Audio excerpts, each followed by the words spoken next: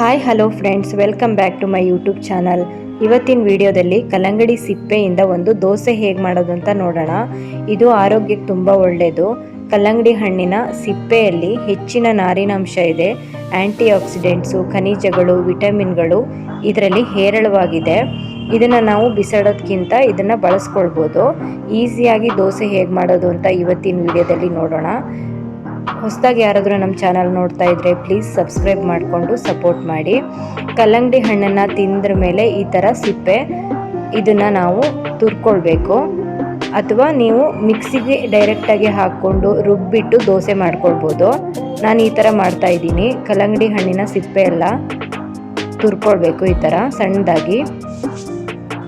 ಒಂದು ಬೌಲ್ ಆಗುವಷ್ಟು ಕಲ್ಲಂಗಡಿ ಹಣ್ಣಿನ ಸಿಪ್ಪೆಯನ್ನು ತುರಿದ್ಬಿಟ್ಟು ನಾನು ರೆಡಿ ಮಾಡ್ಕೊಳ್ತಾ ಇದ್ದೀನಿ. ಎಷ್ಟು ಬೇಕೋ ಅಷ್ಟು ನೋಡಿಬಿಟ್ಟು ನೀವು ಹಾಕ್ಕೊಳ್ಳಿ. ಇಲ್ಲಿ ಇಷ್ಟು ನಾನು ಯೂಸ್ ಮಾಡ್ತಾ ಇಲ್ಲ, ಒಂದು 4ರಿಂದ 5 ಸಿಪ್ಪೆನ ಈ ಥರ ತುರ್ಕೊಳ್ತೀನಿ. ಈ ಕಲ್ಲಂಗಡಿ ಹಣ್ಣಿನ ಸಿಪ್ಪೆನ ಯೂಸ್ ಮಾಡೋದ್ರಿಂದ ಜೀರ್ಣಕ್ರಿಯೆ ತುಂಬ ಚೆನ್ನಾಗಾಗುತ್ತೆ, ನಾರಿನಾಂಶ ಹೆಚ್ಚಾಗಿರೋದ್ರಿಂದ. ಹಾಗೆ ಇದು ಚರ್ಮದ ಆರೋಗ್ಯಕ್ಕೂ ತುಂಬ ಒಳ್ಳೆಯದು. ಹಾಗೆ BP ಕೂಡ ಕಂಟ್ರೋಲ್ನಲ್ಲಿ ಇಟ್ಕೊಳ್ಬೋದು. ಹಾಗೆ ದೇಹವನ್ನು ನಾವು ತಂಪಾಗಿ ಇಟ್ಕೊಳ್ಬೋದು. ಈ ಕಲ್ಲಂಗಡಿ ಹಣ್ಣಿನ ಸಿಪ್ಪೆಯಲ್ಲಿ ಹಲವಾರು ಆರೋಗ್ಯ ಲಾಭಗಳಂತೂ ತುಂಬ ಇದೆ. ಇವಾಗ ದೋಸೆ ಹಿಟ್ಟಿನ ಬ್ಯಾಟರ್ ರೆಡಿ ಮಾಡ್ಕೊಳ್ಳೋದಕ್ಕೆ ನಾನು ಒಂದು ಮಿಕ್ಸಿಂಗ್ ಬೌಲನ್ನು ತಗೊಂಡಿದ್ದೀನಿ. ತುರಿದಿರುವಂತಹ ಎಲ್ಲ ಕಲ್ಲಂಗಡಿ ಹಣ್ಣಿನ ಸಿಪ್ಪೆನ ಇದಕ್ಕೆ ಹಾಕ್ಕೊಂಡಿದ್ದೀನಿ. ಇವಾಗ ಇದಕ್ಕೆ ಸ್ವಲ್ಪ ಬೇರೆ ಬೇರೆ ಕೆಲವೊಂದು ಐಟಮ್ಸ್ಗಳನ್ನು ಸೇರಿಸ್ಕೊಳ್ಬೋದು. ಹೀಗೆ ಸಿಂಪಲ್ಲಾಗಿ ಕೂಡ ಮಾಡ್ಕೊಳ್ಬೋದು. ನಾನಿಲ್ಲಿ ಸ್ವಲ್ಪ ಜೀರಿಗೆ ಮತ್ತು ಅಚ್ಕಾರದ ಪುಡಿ ಎಲ್ಲ ಸೇರಿಸ್ಕೊಳ್ತಿದ್ದೀನಿ. ಸ್ವಲ್ಪ ಇಂಗನ್ನು ಸೇರಿಸ್ಕೊಳ್ತಾ ಇದ್ದೀನಿ, ಪರಿಮಳ ತುಂಬ ಚೆನ್ನಾಗಿರುತ್ತೆ. ಹಾಗೆ ರುಚಿಗೆ ಎಷ್ಟು ಬೇಕೋ ಅಷ್ಟು ಉಪ್ಪು ಹಾಕ್ಕೊಳ್ತಾ ಇದ್ದೀನಿ.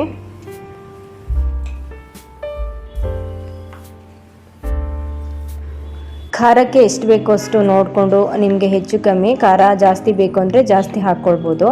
ಸ್ವಲ್ಪ ಹಾಕ್ಕೊಳ್ತಾ ಇದ್ದೀನಿ. ಹಾಗೆ ಸ್ವಲ್ಪ ಅರಿಶಿನ ಪೌಡರು, ಹಾಗೆ 1 ಲೋಟ ಆಗೋಷ್ಟು ನೀರು ಹಾಕ್ಕೊಳ್ತಾ ಇದ್ದೀನಿ. ನೀರನ್ನು ಆಮೇಲೆ ನೋಡಿಕೊಂಡು ನೀವು ಸೇರಿಸ್ಕೊಳ್ಬೋದು. ಇವಾಗ ಒಂದ್ಸಲ ಇದನ್ನು ಮಿಕ್ಸ್ ಮಾಡ್ಕೊಂಡು ಆದ್ರ ಮೇಲೆ ಇದಕ್ಕೆ ನಾನು ಅಕ್ಕಿ ಹಿಟ್ಟನ್ನು ಸೇರಿಸ್ಕೊಳ್ತಿದ್ದೀನಿ. ಇಲ್ಲಿ ಅಕ್ಕಿ ಹಿಟ್ಟಿನ ಬದಲಿಗೆ ನೀವು ರಾಗಿ ಹಿಟ್ಟು ಅಥವಾ ಗೋಧಿ ಹಿಟ್ಟು ಯಾವುದನ್ನು ಬೇಕಾದರೂ ಸೇರಿಸ್ಕೊಳ್ಬೋದು. ನಾನು ಹೆಚ್ಚಾಗಿ ಅಕ್ಕಿ ಹಿಟ್ಟನ್ನು ಸೇರಿಸ್ಕೊಂಡು ಮಾಡ್ಕೊಳ್ತೀನಿ. ಸೌತೆಕಾಯಿ ದೋಸೆ ಎಲ್ಲ ಇದೇ ಥರ ಮಾಡ್ಕೊಳ್ತೀವಿ. ಪರಿಮಳ ತುಂಬ ಚೆನ್ನಾಗಿರುತ್ತೆ. ಇದು ಕೂಡ ಸೌತೆಕಾಯಿ ದೋಸೆ ಥರನೇ ಸ್ವಲ್ಪ ಪರಿಮಳ ಬರುತ್ತೆ. ಈ ಕಲ್ಲಂಗಡಿ ಹಣ್ಣು ತುರಿದಿರೋದು ಫ್ಲೇವರ್ ಬರುತ್ತೆ. ದೋಸೆ ಮಾಡ್ಕೊಂಡು ನೋಡಿ, ಒಂದ್ಸಲ ಗೊತ್ತಾಗುತ್ತೆ, ತುಂಬ ಚೆನ್ನಾಗಿ ಬರುತ್ತೆ. ಅಕ್ಕಿ ಹಿಟ್ಟು ಹಾಕ್ಕೊಂಡ್ರ ಮೇಲೆ ಚೆನ್ನಾಗಿ ಇದನ್ನು ಮಿಕ್ಸ್ ಮಾಡ್ಕೊಳ್ಬೇಕು. ತುಂಬ ತೆಳುವು ಆಗಬಾರ್ದು, ಸ್ವಲ್ಪ ದಪ್ಪನೇ ಇರಲಿ. ತೆಳುವಾದರೆ ಮತ್ತೆ ಸ್ವಲ್ಪ ಅಕ್ಕಿ ಹಿಟ್ಟನ್ನು ಸೇರಿಸ್ಕೊಂಡು ಗಂಟಿಲ್ಲದೆ ಇರೋ ಥರ ಚೆನ್ನಾಗಿ ಇದನ್ನು ಕಲಿಸ್ಕೊಳ್ಬೇಕು. ದೋಸೆ ಇನ್ನೊಂದು ಸ್ವಲ್ಪ ಚೆನ್ನಾಗಿ ಬರಬೇಕು ಅಂದರೆ ಅದಕ್ಕೆ ಈರುಳ್ಳಿ ಮತ್ತು ತೆಂಗಿನಕಾಯಿ ತುರಿನೆಲ್ಲ ಹಾಕ್ಕೊಳ್ಬೋದು. ಹಾಗೆ ಹಸಿಮೆಣಸಿನ್ಕಾಯಿ ಕೂಡ ಹಾಕ್ಕೊಳ್ಬೋದು, ಅಥವಾ ಹೀಗೆ ಬೇಕಾದರೂ ಮಾಡ್ಕೊಳ್ಬೋದು. ನಾನು ಕೂಡ ಈರುಳ್ಳಿ ಮತ್ತು ತೆಂಗಿನಕಾಯಿ ತುರಿನೆಲ್ಲ ಕೊನೆಯಲ್ಲಿ ಸೇರಿಸ್ಕೊಂಡಿದ್ದೆ. ವಿಡಿಯೋದಲ್ಲೇ ಅದು ಸ್ಕಿಪ್ ಆಗಿದೆ. ಈ ಹಿಟ್ಟನ್ನು ರೆಡಿ ಮಾಡಿಬಿಟ್ಟು ಸ್ವಲ್ಪ ಹೊತ್ತು ಇಡೋದ್ರಿಂದ ಚೆನ್ನಾಗಿದು ಹೊಂದ್ಕೊಂಡಿರುತ್ತೆ. ಆಮೇಲೆ ನಾವು ದೋಸೆ ಮಾಡ್ಕೊಳ್ಬೋದು. ಇವಾಗ ಬನ್ನಿ ದೋಸೆ ಹೇಗೆ ಮಾಡೋದು ಅಂತ ತೋರಿಸ್ತೀನಿ. ನಾವು ನಾರ್ಮಲ್ಲಾಗಿ ಉದ್ದಿನ ದೋಸೆ ಎಲ್ಲ ಮಾಡ್ತೀವಲ್ಲ, ಅದೇ ತವ ಇಟ್ಕೊಂಡಿದ್ದೀನಿ. ಇದಕ್ಕೆ ಸ್ವಲ್ಪ ಆಯಿಲನ್ನು ಹಚ್ಕೊಂಡು ಈ ಥರ ಸ್ವಲ್ಪ ಸ್ವಲ್ಪ ಹಿಟ್ಟನ್ನು ಹಾಕ್ಕೊಳ್ಬೇಕು.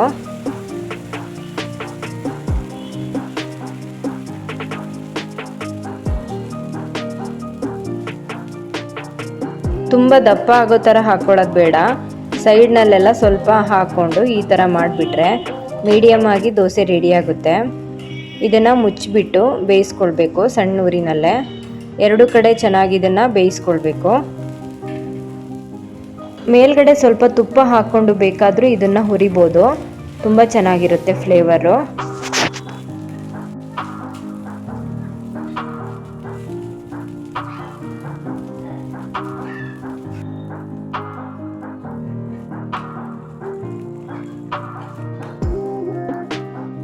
ಎರಡು ಸೈಡ್ಗೂ ಇದು ಚೆನ್ನಾಗಿ ನೋಡಿ ರೋಸ್ಟ್ ಆಗಿದೆ. ಇವಾಗ ಕಲರು ಚೇಂಜ್ ಆಗಿದೆ.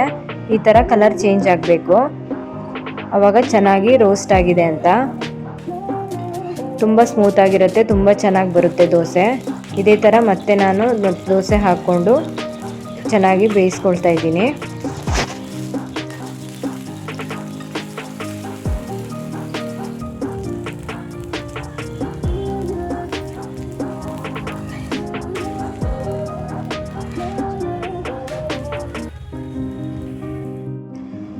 ಕಲರ್ ಅಂತೂ ತುಂಬ ಚೆನ್ನಾಗಿ ಬರುತ್ತೆ, ನೀವೇ ನೋಡ್ತಿರ್ಬೋದು. ನೋಡಿದರೆ ತಿನ್ನಬೇಕು ಅಂತ ಅನ್ಸುತ್ತೆ, ಅಷ್ಟು ಚೆನ್ನಾಗಿ ಬರುತ್ತೆ ಇದು. ನೋಡಿದ್ರಲ್ವಾ ಕಲ್ಲಂಗಡಿ ಹಣ್ಣಿನ ಸಿಪ್ಪೆನಲ್ಲಿ ದೋಸೆ ಹೇಗೆ ಮಾಡೋದು ಅಂತ. ಇದಕ್ಕೆ ತೆಂಗಿನಕಾಯಿ ಚಟ್ನಿ ತುಪ್ಪ ಹಾಕ್ಕೊಂಡ್ರೆ ತುಂಬ ಚೆನ್ನಾಗಿರುತ್ತೆ. ನೀವು ಒಂದ್ಸಲ ಟ್ರೈ ಮಾಡಿ ನೋಡಿ, ಹೇಗಿತ್ತು ಅಂತ ಕಮೆಂಟ್ ಮಾಡಿ ತಿಳಿಸಿ. ಹಾಗೆ ನೆಕ್ಸ್ಟ್ ವಿಡಿಯೋದಲ್ಲಿ ಮತ್ತೆ ಸಿಗೋಣ. ಈ ವಿಡಿಯೋ ಇಷ್ಟ ಆದರೆ ಲೈಕ್ ಮಾಡಿ, ಶೇರ್ ಮಾಡಿ, ಹಾಗೆ ನಮ್ಮ ಚಾನಲನ್ನು ಸಬ್ಸ್ಕ್ರೈಬ್ ಮಾಡ್ಕೊಳ್ಳಿ.